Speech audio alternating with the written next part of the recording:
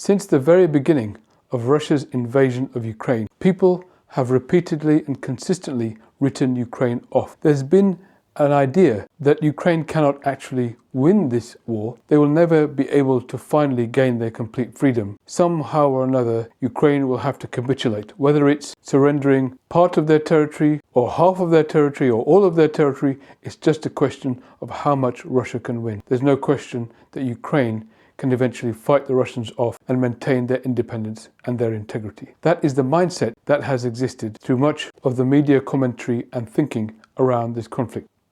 However, there's a different view, and that is that Ukraine can actually win. Now here's how.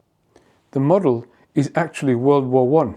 In World War I, a bit like here, you had a very lengthy front line that remained in place for a protracted period of time. Little incremental moves in one direction and little incremental push back in the other direction, back and forth, but most of the time held almost frozen for a long period of time. On the face of it, it must have felt like nothing is ever going to change, like the whole thing is pointless and this conflict could go on indefinitely. But of course, we know from history that it didn't. Something happened that led to one side decisively winning over the other. And what did actually happen was Germany's economic collapse. Steel production and various other factors that were required to sustain the German effort could no longer be maintained, and as a result, their weapons and artillery started to run out quickly. What then happened is that the German front line collapsed rapidly and across the board, which allowed the Allies to then progress back and push the front line all the way back, erasing all of Germany's gains in a rapid swing. Where, as most people know, World War I was trench warfare that was largely a stalemate, much like the war in Ukraine is today, until it wasn't. Eventually, on the German side, though they were holding up very strong, where they seemed to be holding up very strong, they could not support their front line with their industry back at home, and that created a gap in the front line where they no longer had enough equipment and material and personnel to defend their positions. And after that, basically, Germany very quickly lost the war that up to then barely moved at all. This is the exact scenario that we could and indeed appear to be headed towards in Ukraine. For well over a year now, there has been an almost freezing of the front line, one side barely able to gain advantage over the other. Of course, of note is the fact that this is only possible because of Western support of Ukraine, enabling them to maintain the armaments and ammunition that can keep holding the line and keep fighting Russia back. In the meantime, while this is happening, however, at a deeper level, Russia is taking bigger and bigger hits. What are those hits? Economic hits. The Russian economy is hanging on by a thread, and day by day, the width of that thread is getting thinner and thinner and thinner. Russia is in economic freefall. Its manufacturing and services sectors are struggling. The nation's interest rates have reached record levels and show no sign of falling anytime soon. Recruitment is challenging, and major companies are cutting jobs at a massive rate. The cost of war in Ukraine is higher than Russian President Vladimir Putin could have ever anticipated, and he's sending his country down the economic toilet. And it'll get worse for Russia in the future. So what Ukraine needs to do is to maintain its defense. Yes, this won't be easy. It may not be rapid, but it is a path to victory, so long as the Western support is maintained and the economic sanctions continue. Now here's where the real peril arises, and that is with the arrival of Trump. Because Trump's determination to enable a ceasefire serves Russia's interests entirely. If Russia can take a break, stop expending resources and soldiers, and regain some kind of economic footing where sanctions are pared down, then they can rebuild, and this war of attrition can pause, giving them a chance to prevent the nightmare scenario of World War I that I just described happening to Russia. And of course, if it did happen to Russia, not only would it mean the economic collapse of Russia that led to a collapse in Russia's front line, it would also lead to a collapse in Russia's regime. And so this is a way that the West and Ukraine specifically can defeat not only Russia, but Putin too. And that's why this is an existential threat to Putin and his regime. So everything that Trump is doing is almost coming to the rescue for Putin and for Russia. Now the good news is that Europe has decided that they are going to step in when the States steps out. What's really exciting is that in European capitals they have been talking about something known as the steel porcupine. This has been the name given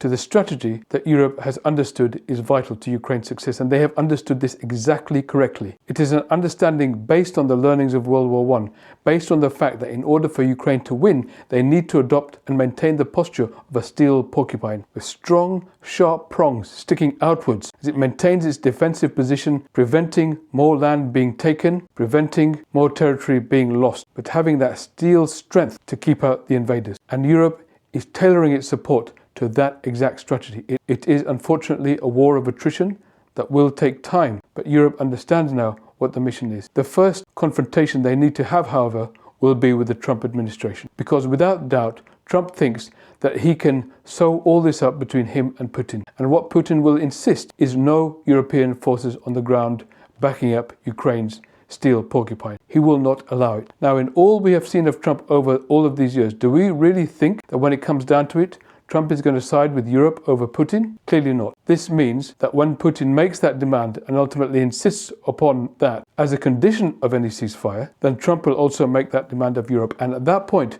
Europe as a whole will have to stand up to Trump. There have been all these attempts to placate him, to flatter him, to massage him into retaining their relationship. But that is going to come to a head. He's going to tell them as well to step down, and they're going to have to say, no, actually, you can if you want to, but we're going to stay the course. We have a strategy, and we're going to support Ukraine because their war is our war. And make no mistake, of course, that their war is our war.